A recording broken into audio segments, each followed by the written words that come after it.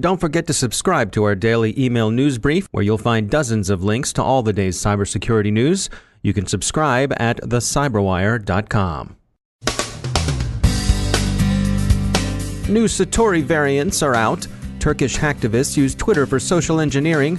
Parties unknown are conducting an espionage campaign against Turkish defense contractors. North Korea's Lazarus Group improves its cryptocurrency theft tradecraft. Dating app vulnerabilities are a cyber stalker's dream date. Britain will combat disinformation with a National Office of Rumor Control, and say phooey to pirated copies of Fire and Fury.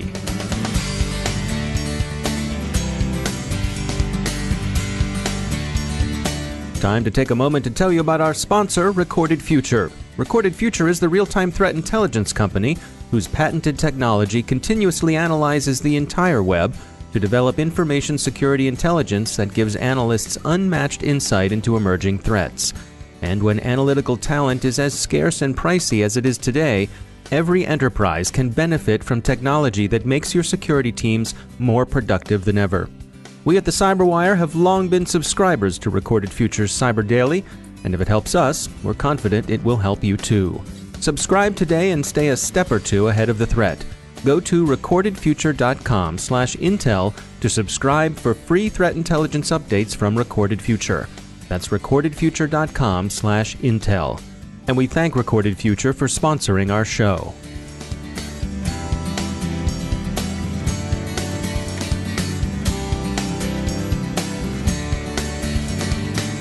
Major funding for the CyberWire podcast is provided by Cylance.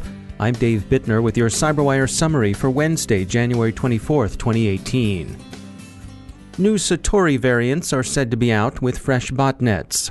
Researchers at New Sky Security have been poking around in the dark web and believe they've determined the same malefactor who recently pushed the Satori variant Mirai Okiru is the same actor responsible for two newly discovered Mirai variants, Masuta and Pure Masuta. The hacker's nom de net is Nexus Zeta, and when investigators first became aware of his or her activities, they were inclined to regard him or her as a novice. Too many OPSEC missteps in the code, for one thing. But Nexus Zeta seems to have upped their game. Pure Masuta, in particular, is thought to be interesting. It exploits a simple Object Access Protocol, or SOAP, feature that exists as an injection bug first noticed on D-Link systems. SOAP is used by administrators to manage network devices. Researchers at security firm McAfee describe an assault on certain high-profile Twitter accounts that's been claimed by Turkish pro-government hacktivist group Ayildiz Tim. The attacker compromised accounts belonging to influential persons at the World Economic Forum, the UN, and Fox News to send the compromised accounts' contacts direct messages that either suggested support for Pakistani and Turkish causes or fished for account credentials. Using compromised email accounts to send messages whose recipients are likely to accept and act upon is a familiar social engineering ploy. It's seen, for example, in business email compromise scams. This particular campaign uses Twitter direct messages in a similar way. Security firm RiskIQ reports another phishing campaign, but in this case, Turkish enterprises are the victims. An unidentified espionage operator has been prospecting Turkish defense contractors with malicious email attachments that carry the Remkos remote access Trojan, the Remkos Rat. Remkos performs a typical array of spyware functions, keylogging, screenshot capture, audio and video recording, as well as common rat functionality that permits it to manage files and programs. One unusual capability is its ability to set up SOC 5 proxies, which lets the attack's controllers turn their victims into network proxies, thereby hiding their real command and control server. Pyongyang is staying busy. Trend Micro reports that the Lazarus Group has evolved toward the use of PowerShell scripts in its ongoing cryptocurrency theft campaign.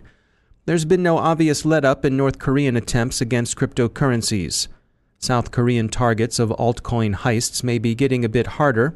The South Korean government is considering regulations that would limit cryptocurrency trading to the more stable, better regulated environment of the banking system.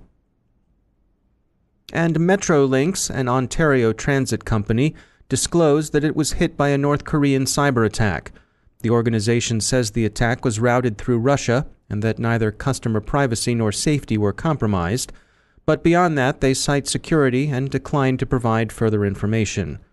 An obvious bit of speculation would be that the incident involved WannaCry, and media accounts of Metrolinx's disclosure have tended to mention the U.S. CIA's recent attribution of that particular strand of malware to the Democratic People's Republic of Korea, but Metrolinx is unwilling to go even that far in its public comments. Flashpoint recently released their 2017 end-of-year update to their Business Risk Intelligence Decision Report. It provides an overview of evolving geopolitical issues, evaluates the cybercriminal ecosystem, and measures cyber and physical threats. John Condra is the Director of Asia-Pacific Research at Flashpoint, and he joins us to review the report. One of the things that we do differently in this report as well is we have a section we call flashpoints. It's somewhat cutesy given the name of the company, but these aren't intended to be predictions per se. These are intended to be things to look out for in the global geopolitical threatscape or landscape in particular that may cause a shift in whatever direction in the cyber threat environment for our client base as well as just more broadly. And so we have things in here like, say the North Korea conundrum. If a kinetic conflict breaks out on the Korean Peninsula, that is probably going to change the risk posture for many of our clients as well as just as everyday users on the internet. Is there anything in the report that was particularly surprising or unexpected? One thing that, at least since I cover Asia Pacific, one thing that we throughout the year I was kind of surprised about was the pivot ostensibly by North Korean threat actors to target financial institutions and even in the case of WannaCry, leverage ransomware. Both of those behaviors are not generally associated with nation state actors, at least up to this point. If you think about it, it makes a lot of sense. Nation states generally don't have those types of funding requirements. The money you're going to make from ransomware is not nearly what a government would require to say buy things like tanks and planes. But in North Korea's case, they're somewhat of a unique one since they're so isolated. They're being hammered by sanctions right now.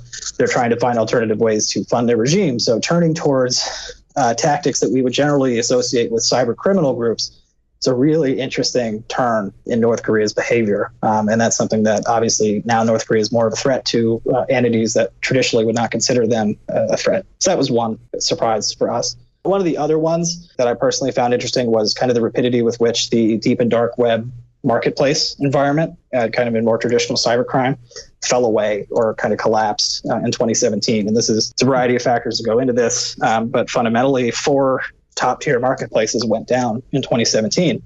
We're thinking of things like Alphabay, which is kind of the spiritual successor to the Silk Road, was taken down by law enforcement in the latter half of the year. And then Hansa Market went down not long after, and it turned out that those 2 cases were related and were both the result of law enforcement action, as well as 2 other marketplaces, Evolution and Agora, both went down for different reasons, security concerns plus potentially an exit scam. And so that really caused a lot of chaos in a very fast-moving, paranoid community who was very much concerned about personal safety, very much concerned about anonymity online. And what we've been seeing is a transition away from traditional services for communication or transactions moving towards alternative ones that are emerging. Things like Discord, which is a popular chat and video app or chat and voice app primarily used in the gaming community, as well as decentralized marketplaces that can't easily be taken down. When you look at the threats that are on the horizon here, the things that have shown up in this report, what sorts of recommendations do you have for people in terms of focusing their efforts and their resources? Yeah, in general, as intelligence professionals, one of the things that intelligence professionals do is in general try to avoid making such broad recommendations because they're generally not applicable, and it's generally not our expertise, nor is it our place to do so. Mm-hmm. But I would say one way that you could use this report is, say you're in the healthcare industry, go look at the chart on page 5 or whatever it is in the report, and say, okay, the two entities that are known to target healthcare in any regular fashion would be China and cybercrime. And then you can start to think about how do you mitigate both of those threats, which are very fundamentally very different threats in terms of the scale with which they target, the frequency with which they do so, the tools that they use. You can start asking your internal team as well as whatever threat intelligence providers and vendors you use more targeted questions about that, rather than just thinking, I have to defend against everything. I have to defend against the panoply of threats. But in reality, jihadi hackers don't really go after healthcare entities. So why bother in that sense? It's not to say that it can't happen. It's not to say that it doesn't happen sometimes, but it is to say that you can use this type of information to help tailor your own strategies internally. That's John Condra from Flashpoint. You can review the complete report on their website. Amid dark warnings of the United Kingdom's vulnerability to massive infrastructure hacking, Her Majesty's government is also seeking to address the problem of hostile nations' influence operations. The government intends to form a new organization whose mission will be to combat disinformation. Britain's new National Security Communications Unit will operate from the Cabinet Office. Researchers at Checkmarks have taken a look at the widely used dating app Tindr, and they don't particularly like what they see. The app doesn't encrypt photos, for one thing, and it also leaves swipes and matches open to inspection. This would be good news for stalkers, but bad news for ordinary lonely hearts looking for whatever it is they're looking for. Checkmarks warns that it's able to simulate exactly what the user sees on his or her screen. You know everything. Everything includes what Tinder users are doing, what their intimate preferences might be, stuff like that. Stuff that attracts voyeurs, stalkers, and blackmailers. Here's another reason to get your stuff from actual legitimate stores as opposed to from torrents of pirates and so forth. Fire and Fury, the sketchily sourced but by most accounts lurid and hugely entertaining tell-all by a journalist who somehow received access to the Trump White House, is circulating in a pirated PDF form that contains, of course, malware.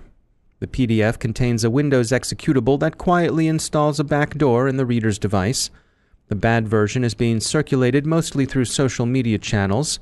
There was a downloadable edition in a Google Drive. WikiLeaks tweeted a link out. But that drive has been taken down because of a violation of Google's terms of service. HackReads cautiously says, experts believe that it is difficult to assess whether the pirated edition is safe or unsafe. We think we'll go with unsafe. The sort of silvery lining is that the malware, discovered, by the way, by a researcher at Kaspersky Lab, which adds a certain flavor to the story, seems readily detectable by most antivirus products. But don't download it. Buy it from Amazon or Apple instead if you're interested. I mean, come on. Spend $1. Won't kill you. Badness does creep into the walled garden of big stores from time to time, but less often than it disports itself in the digital equivalent of the car trunk of some guy selling knockoff NBA jerseys on a side street. Besides, the pirated version is said to be about 230 pages long. The original runs 328 pages and is therefore 98 pages better. You get what you pay for, my friend. How do you know those 98 pages weren't where all the good stuff was?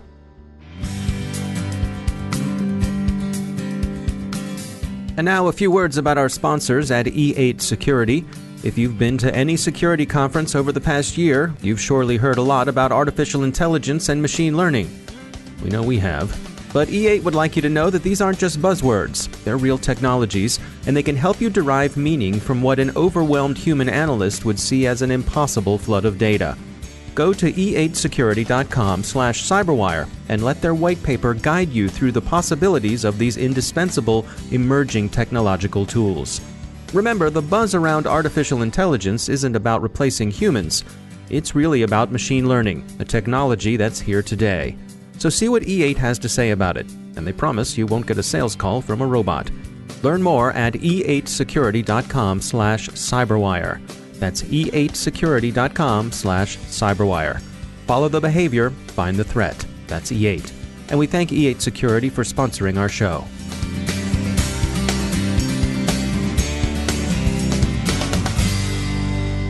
And joining me once again is Justin Harvey. He's the Global Incident Response Leader at Accenture. Justin, there is no secret that we have a cyber skills shortage. And you wanted to go through some of the ways that perhaps people can address that. Yeah, I think that, like you said, we have a very large cyber skill shortage ahead of us. And we as an industry need to do a lot better at bringing in diversity into the workforce. So number one, I think first and foremost, there needs to be a cultural shift and a a mindset shift around women and technology. And working at Accenture, we have a very big commitment to diversity, and we participate in a lot of forums, and being able to draw in more women into the workforce, and really specifically, and actually from my perspective, very selfishly, more into cybersecurity.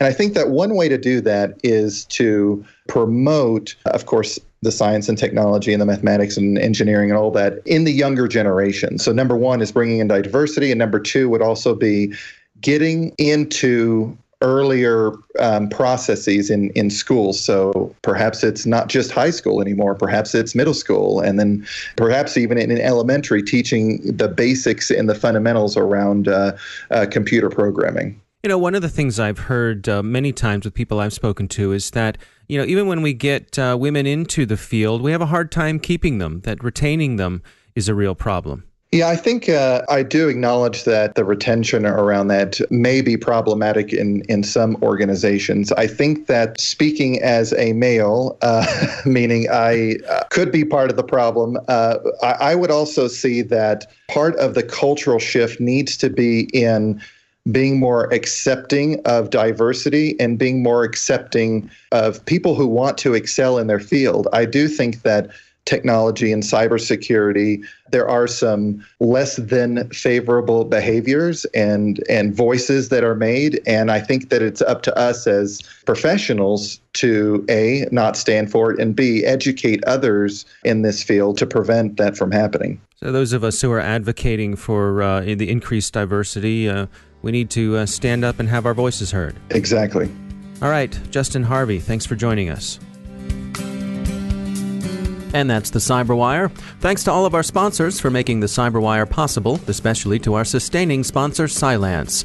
To find out how Cylance can help protect you through the use of artificial intelligence, visit Cylance.com.